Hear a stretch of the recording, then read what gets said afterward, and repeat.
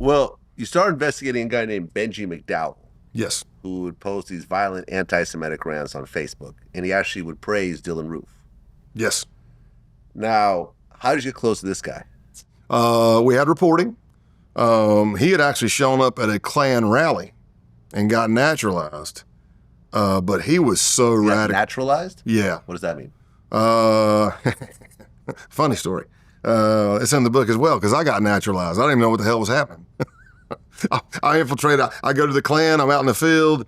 I'm being blindfolded. I'm walking around with a bunch of people. The blindfold comes off. Everybody's hugging you, and I'm going through my head. I'm going, so that was called a naturalization. I wasn't thinking immigration naturalization. So you joined the Klan? Is that what you're saying? Yeah, undercover, yeah. Okay. Yeah. I'll be careful how I word it. Right. Back when I was in the Klan. Right. For the job.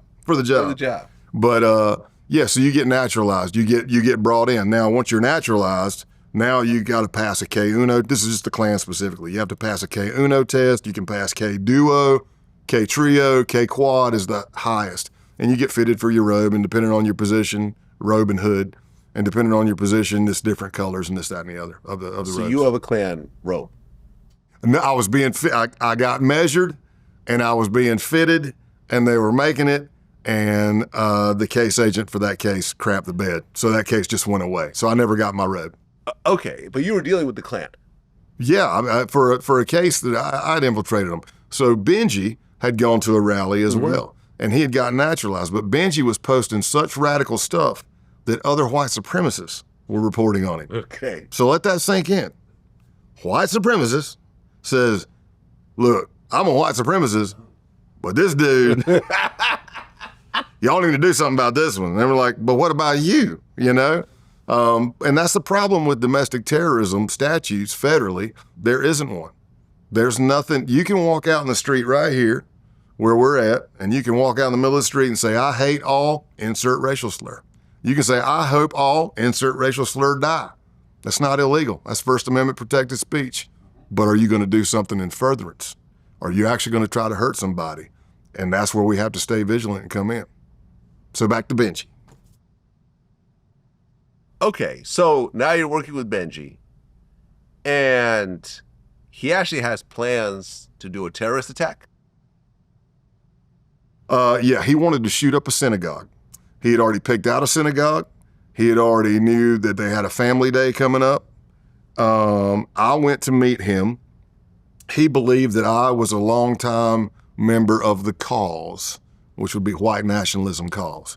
I think for that particular case, he thought I used to be an Aryan Nation guy or was still that way. Of course, I look like a biker and everything, but which there are some crossover with bikers and white supremacy groups, certain ones. But right, because, for example, you can't have a black Hells Angel. Nope, you can't have a black outlaw either. Yeah, so is that all the same thing with all biking gangs? No, because the Banditos got Hispanics in it. The Mongols have Hispanics in it. Ha. So, but what about black members? I don't know about Banditos. To my knowledge, I've never seen a black person in the Banditos or Mongols, but black biker gangs do exist, and they do coexist and get along like Outcast. Outcast is basically 1%er club meets gangster disciples. Okay. And they ride. That's interesting. And there's some big violent dudes. Yeah, I mean, I've interviewed guys from the Hells Angels. The way they explained it to me was that because there's so many Hells Angels locked up in prison, is that when you have race riots, you have to get on the side of your race. So if you have in prison, so if you have a black Hells Angel, they don't know what side to be on.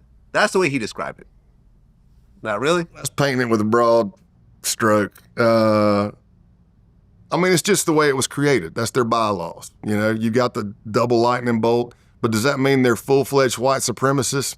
Yeah, I mean, that's a Nazi symbol in a way. Yeah, but I mean, are they going out and lighting crosses in front yards? No. Are they assaulting people because of their color? Not that I've seen, but it could happen. I mean, who knows?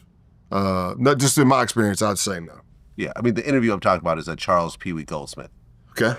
Who was a former Hells Angel leader. Yeah, and it depends on the chapter too. Even though you've got the big club and you've got your rules and you got your bylaws, I mean, one chapter could be super violent, and then 5 minutes away in another chapter, they could be like a bunch of old dudes that have full-time jobs. Maybe they already did their time. They just ride.